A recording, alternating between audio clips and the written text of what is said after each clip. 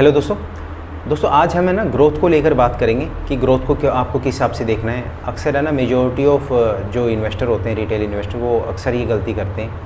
उनको नहीं पता होता, वो किसी भी कंपनी को देख के एक्साइट हो जाते हैं अगर उनमें उनको अच्छी ग्रोथ दिखती है तो ठीक है।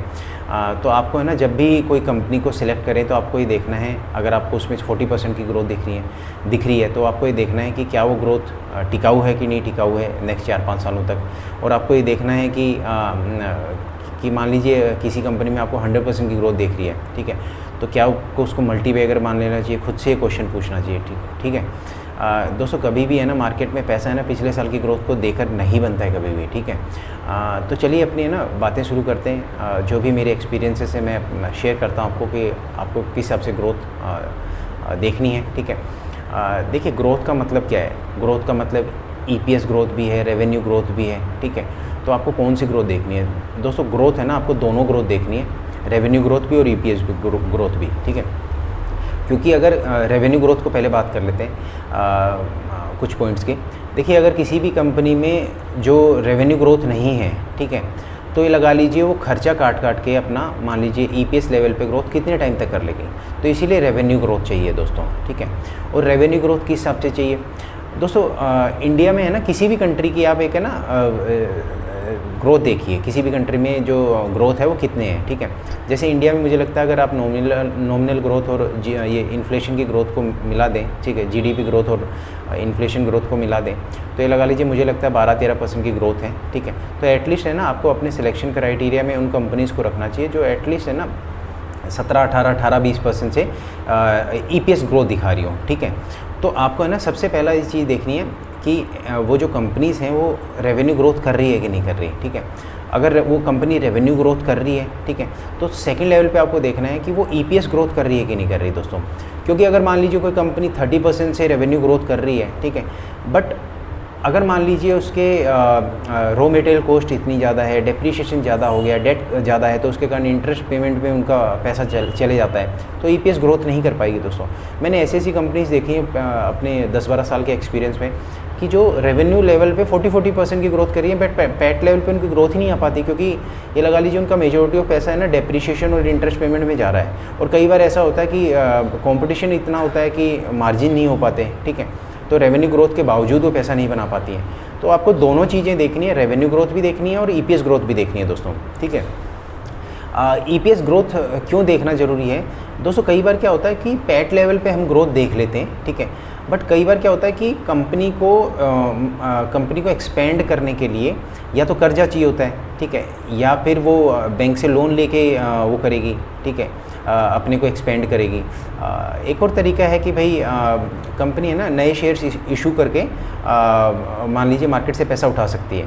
जब वो नए शेयर्स इशू करेगी तो उस केस में क्या होगा, अगर मान लीजिए पैट लेवल पे ज़्यादा ग्रोथ नहीं है, नॉर्मल ग्रोथ है, ठीक है, तो लगा लीजिए उसके कारण है ना उनका EPS गिर जाएगा और आपको समझ नहीं आएगा कि ऊपर के लेवल पे आपको दिखेगा कि भाई कंपनी ने रेवेन्यू पे भी अच्छी ग्रोथ करी और पैट पे भी ग्रोथ करी है, बट EPS लेवल पे ग्रोथ नहीं करी है। तो आपको EPS ग्रोथ देखना ज़रूरी है। तो इस हिसाब से आपको ग्रोथ को देखना है, ठीक है। और ग्रोथ को है ना आपको है ना ये देखना है, एक और चीज़ है, इंपॉर्टेंट चीज़ है जो कि ग्रोथ को आपको है ना इवेलुएट करना है कि जो ग्रोथ आपको दिख रही है वो कंपनी की 1-2 साल के लिए टिकाऊ है। देखिए मार्केट है ना कभी भी उन कंपनीज़ को वैल्यू नहीं करता है या हाई वैल्यूएशन नहीं देता है जिनमें है ना ग्रोथ 1-2 सालों तक है, ठीक है।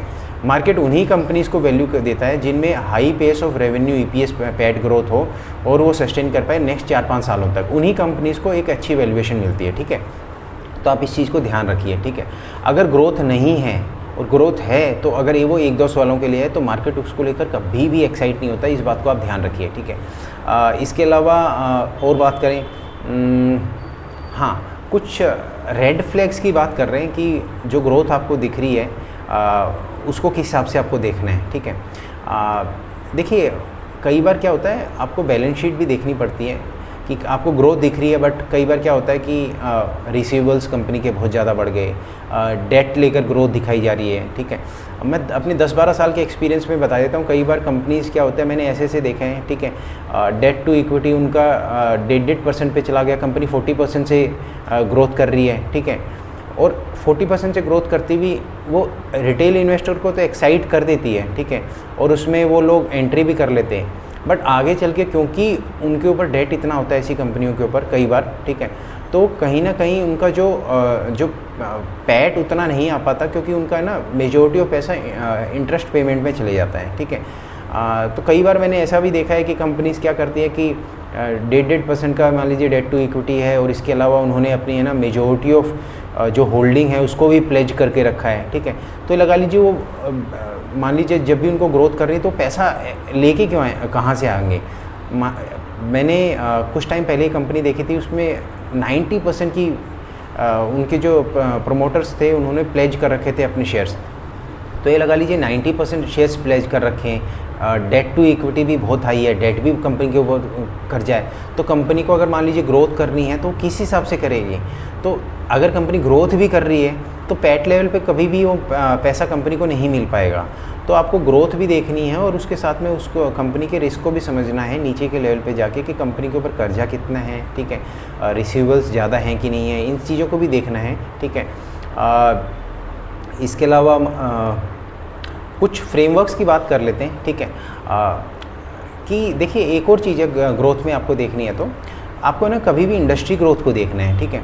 मान लीजिए कोई भी कंपनी, एग्जांपल के लिए देख लेते हैं, मान लीजिए कोई कंपनी ना 25% से ग्रोथ कर रही है, रेवेन्यू ईपीएस ग्रोथ, ठीक है, बट अगर उसमें इंडस्ट्री ग्रोथ ही 5% है तो वो कंपनी ज़्यादा लंबे समय तक ग्रोथ नहीं कर पाएगी।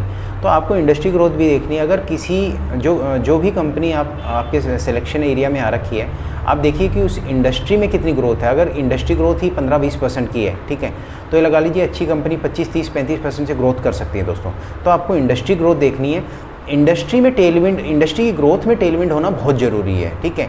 तो आप उन्हीं कंपनीज़ को अपने सिलेक्शन क्राइटेरिया में लेके आए जिनकी इंडस्ट्री में ग्रोथ है, क्योंकि कंपनी अपने लेवल पे ग्रोथ एक लिमिटेड टाइम ही कर सकती है मार्केट शेयर को एक्वायर करके। तो इंडस्ट्री ग्रोथ का होना बहुत ज़रूरी है, ठीक है। इसके अलावा आपको एक और चीज़ देखना है कि ग्रोथ इनऑर्गेनिक है कि ऑर्गेनिक है। देखिए इसको है ना ज़्यादा तवज्जो देने की ज़रूरत नहीं है, ज़्यादा इंपॉर्टेंस देने की ज़रूरत नहीं है, ठीक है।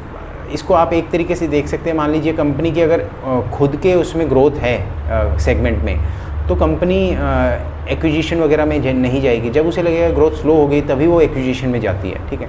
तो इस तरीके से मैंने अपने एक्सपीरियंस में देखा है, मैंने जब भी इस क्राइटेरिया पे कंपनीज़ को एग्ज़िट किया है तो मैंने मान लीजिए कि आगे चलते हुए उन कंपनीज़ में ग्रोथ को मैंने कम होते हुए देखा है कि जिन्होंने एक्विजिशन के थ्रू ग्रोथ की है, ठीक है, क्योंकि उनकी ऑर्गेनिक ग्रोथ ख़त्म हो जाती है तभी वो एक्विजिशन पे जाते हैं, ठीक है। देखिए याद रखिए मार्केट में है ना पैसा है ना पिछले साल की ग्रोथ को देखकर नहीं बनता, और ना मार्केट उन कंपनीज़ को लेकर एक्साइट होता है जिनमें है ना पिछले सालों में ग्रोथ अच्छी रही है, ठीक है। आप एशियन पेंट्स का एग्जांपल लीजिए ना, पहले की ग्रोथ अच्छी थी, ठीक है। पीडीलाइट्स का एग्जांपल लीजिए, एस्ट्रल का एग्जांपल लीजिए, वो देखिए उनके में किसी टाइम पे 25-30% की ग्रोथ थी, बट आज के समय वो पिछले 4-5 सालों से उन कंपनीज़ ने पैसा नहीं बनाया, ठीक है। तो देखिए कभी भी है ना मार्केट है ना फॉरवर्ड देखता है, ठीक है।